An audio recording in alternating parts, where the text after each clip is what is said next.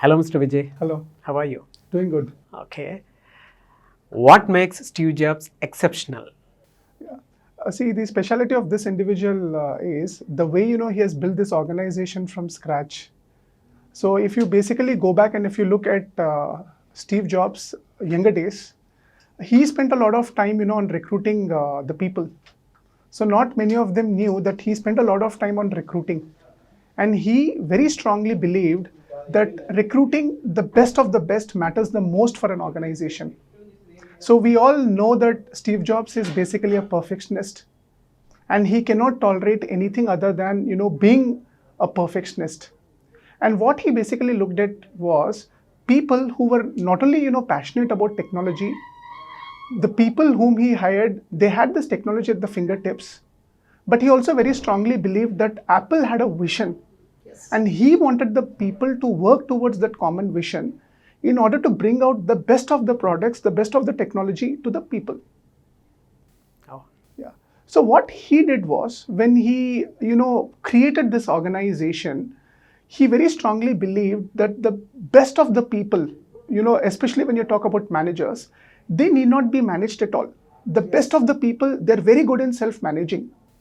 All they need is basically a vision, and that is where a leader plays a very important role. So as a leader, he made sure that when it comes to the vision of an Apple, they had a very, very clear vision. And he also made sure that these people, the so-called leaders, they work towards that common vision.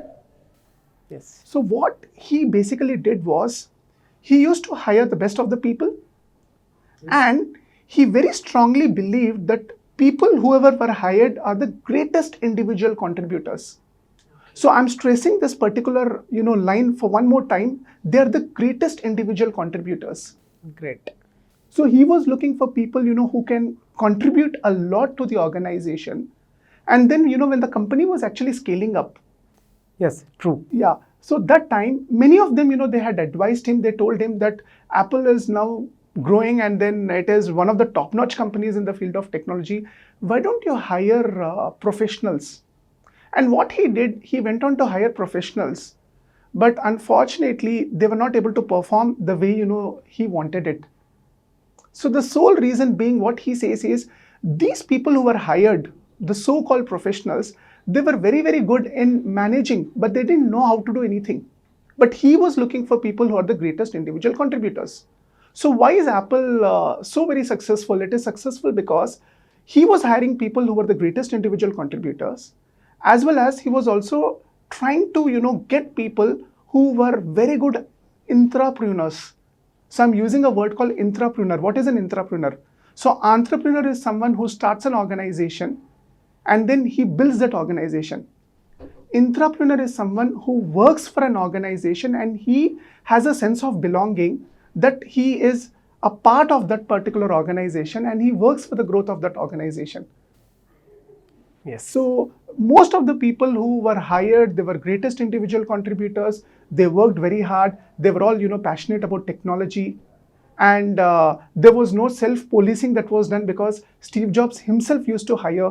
So when he had a core team of 10 people, all those 10 people were actually hired by Steve Jobs in the initial stages. So none of them could actually question, and they all worked towards the company, and they all worked with a common vision that they're coming out with the best of the products, the best of the technology for the people. So initial stages, when they were working on Macintosh, so they hired some professional people. It didn't work well and all. So what he did, he hired an individual named Debbie Coleman.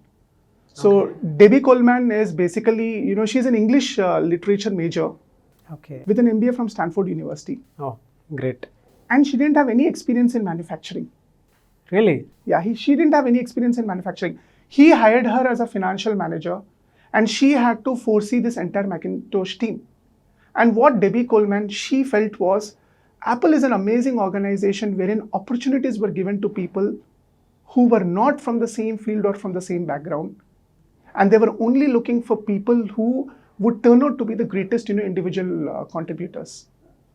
Great. And what made Steve Jobs and Apple so successful and a brand to reckon with It's very simple because Steve Jobs, as a leader, he had a vision and he could see, few things which others could not see. True, that's true. Yes. So initially when he launched iPod in the market, none of them were able to, take his strategy wherein, he said, I'm going to come out with iPod wherein there will be about 10 to, 25,000 songs. And he said that I'm going to price it at $400. So they said, why will people pay $400 to buy something like this? And then he proved people to be wrong because he released it and it was a huge hit. And after iPod came the iPhone. So even for iPhone, people said, why will people pay $500 or $1,000? In fact, they ended up paying because they were the first ones in the market to come out with a touchscreen phone. Yes. So they are basically what is called the market leaders. They were very good at innovation. True. Yeah. And other than that, even if you look at what is called the iPad again, he proved everyone to be wrong because he was coming out with the best of the products, keeping in mind that people were actually looking at something, which they have never seen before. And even when it came to the pricing part, he used to charge a premium price and he proved everyone to be wrong. And that's how, he was successful to take this organization at a completely, different level. Your words inspired me a lot. Thank you. Thank you, Mr. Vijay. Thank you. Thanks.